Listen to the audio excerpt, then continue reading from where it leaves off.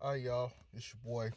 I'm back again with another video, and I'm doing this one outside in my car. I can't even lie, I'm a little bit under the influence right now. Wasn't feeling good, so I had to took me a couple gummies to help me like ease myself to sleep last night. So I'm still a little thrown off right now. So I apologize in advance if this video isn't like my others. And also I got my son this weekend, so I don't want to record videos with him around me because he's quite loud. So, I'm doing this in the car today.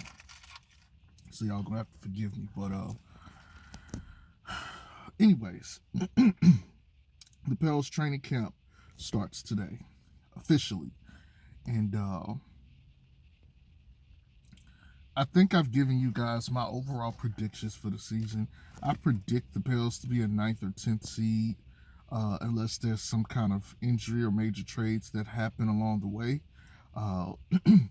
The only exception to that is it depends on the jump defensively that Zion takes, or it depends on the improvement Lonzo makes. Or both, to be honest. Here's my reasons for that. Well, first, let's talk about BI for a second. Normally, scorers like BI, they have to be transcendent scorers. MJ, Kobe, Kevin Durant, BI ain't that yet. I'm not sure if he'll ever be. But the main thing with BI or players like him is you got to be either extremely gifted on the defensive end too, which he isn't right now, or you have to be average to above average on defense, and you have to have a good passing ability, which he isn't that either, not right now. Do I expect him to go from being, someone who got 23 points a game to maybe 27? Sure. But honestly, I think we're better off with BI having like 24, 7, and 5, or 24, 7, and like 4 versus like 27, 4, and 4. That's just me. But I think he has to improve in one too many areas of his game that won't allow for him to be that level of player this year. So I'm not going to put him in the conversation.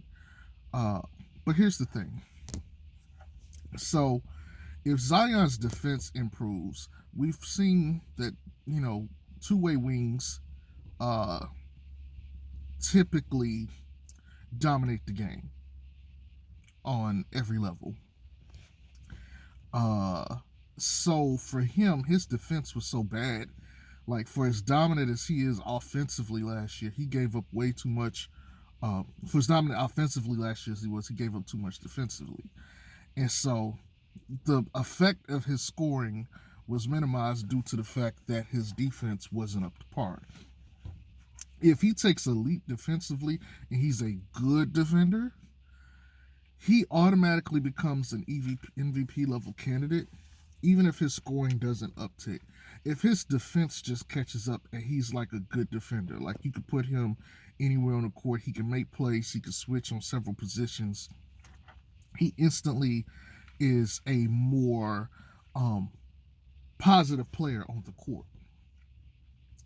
Like the ability to say guard a LeBron James while, matching a LeBron in its scoring easily is something that can't be ignored. Usually the way I look at defense is one of two ways. It's either the ability to completely shut down someone, which happens far less than we like to think, or it's the ability to make someone use more energy to get to the same point. Even if someone, let's say, is shooting 12 of 18 for a night, I'm okay with that if they have to burn so much energy throughout the game that they don't have anything to give in the fourth. To me, you did your job defensively. Let's even if that person got like 27, 28 points, but they're ineffective or can't, make plays or do anything in the fourth, you've done your job because now they're no longer effective for the most important part of the game of the fourth. You know, um, so for me, I look at defenses in a multitude of ways, but to the point, if Zion gets to that point to where he can wear people down defensively or he could just shut someone down, then he's automatically a net positive, and the value of his points goes up. Because now okay, not only do you have to try to stop Zion's physicality, but now he's going to take away one of your players. That is ridiculous in a player. You know, whether it's modern or pre-modern, all that stuff is important. And so he doesn't necessarily, even though he has the passing ability, he doesn't necessarily need it right now. The main thing for him is just to keep the offensive dominance and to get his defense to catch up. Once his defense catches up, then they're going to try to.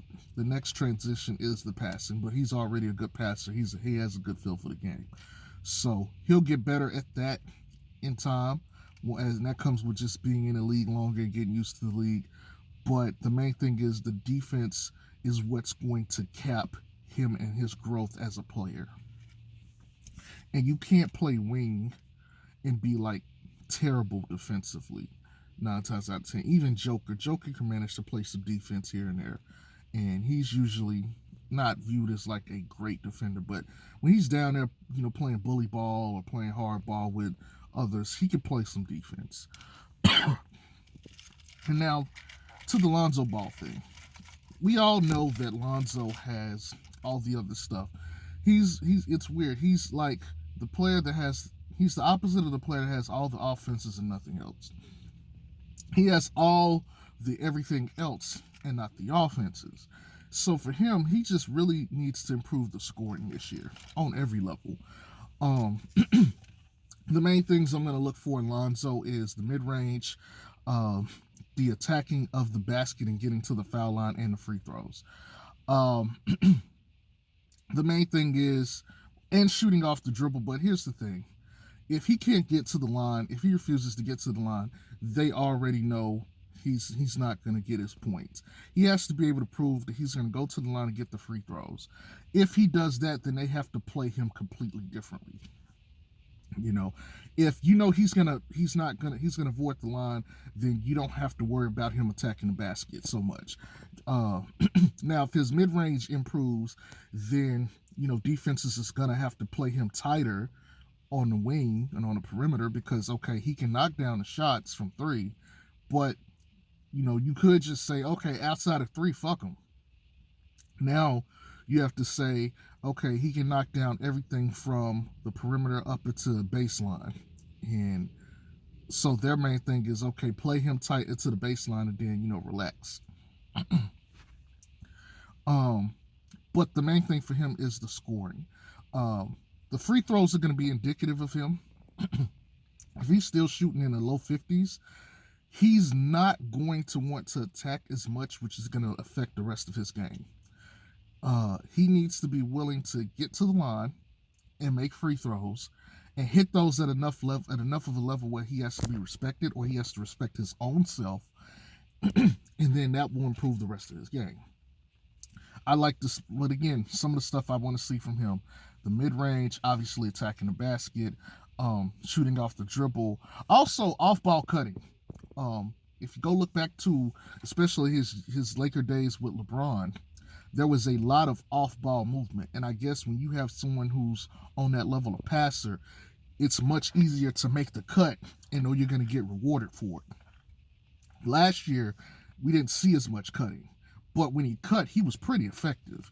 Like, I don't recall too many times where he just fucked up the cuts. Half the time, he would make the cuts. The defense had to commit to him hard because, hey, it's an open line drive to the goal, and you're an NBA player, you're supposed to make those, So they instantly gonna give him attention, and then sometimes he can make the play off the ball. It's like, oh, okay, you guys, doubled me. Okay, let me give it to, my center or whoever else, I would like to see a lot more of that in his game this year, offensively. But the main thing for Lonzo is the scoring.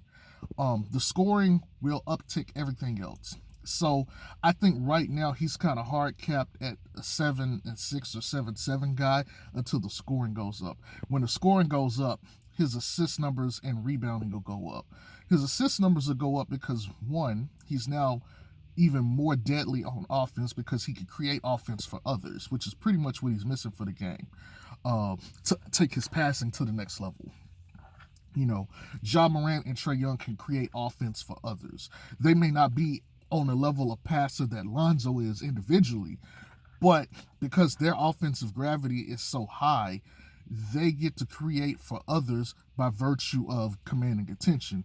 If he can command, and I've told you guys, if he can draw threat, if he can command attention, it's going to open up more passing lanes for his passing to be effective. So he is hard capped by his scoring. Is, in my personal view, 13 points per game isn't going to get him paid, but that's fine. 14 points per game is fine. 15 points per game is fine. If he gets that, he's won in my eyes as far as improvement. Now, as far as him getting the bag, probably not. He's gonna need need to be in the upper tens if he wants to get the bag and have the effect. But to me, even if he just got 14 or 15 points per game this year and he had like 9 assists or something, that means he was effective in the offseason and he was a much more effective player than he's been in years past. Now, he could go and say, okay, look, the last 3 years in the league, you could look and say I've improved, or at least the last 2. And be like, okay, look, I was at like 9 or 10 my year at the Pels. I jumped up to like 11.7, and now I'm up to like 14 or 15, and I had an off season to actually work on my game. I'll be better the following year because now I'm going to get this off season. Plus, I got experience attacking, so I'll be better able to attack next year.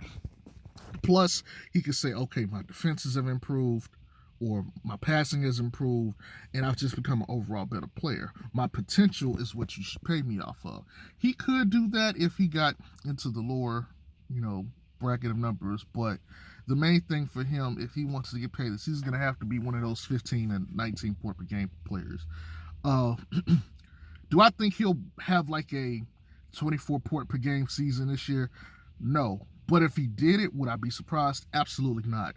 Watching the workouts he's done, along with some of the old film of him as a Laker and the film of him as a Pel, if he got like on a super hot tear and started dropping like 24 points per game over like a month or two, it would not surprise me at all. But for him to take this team to the next level, his offenses have to be better than 11 points a game or 11.7. 14 on up pretty much is where he needs to be, and I've been consistent. I said anywhere between 14 and 18 is fine. Even for his career, John Stockton, I believe, was 14 points per game for his career. Or somewhere around there. Jason Kidd was like 12 or 13 points per game for his career. Magic was like 18 or 19 points per game. And I think Chris Paul somewhere around 16, 17. So the point of me saying that is pass first point guards primarily are not viewed as mega scorers. So as long as you're within that healthy range, around 14, 18, you're fine. For Lonzo, if he's around that range, he's fine. Historically, that's a pretty good range for his prototype. Even Ben Simmons is like 16, 17 points per game per career or something like that, and he's way more physically gifted and dominant than Zoe is. So, again, this is my expectation of the season. I'm just going to be very conservative and say 9th to 10th seed. But if the things happen between Zoe and Zion that I said, if they got to like 6th or 5th seed, it wouldn't surprise me at all.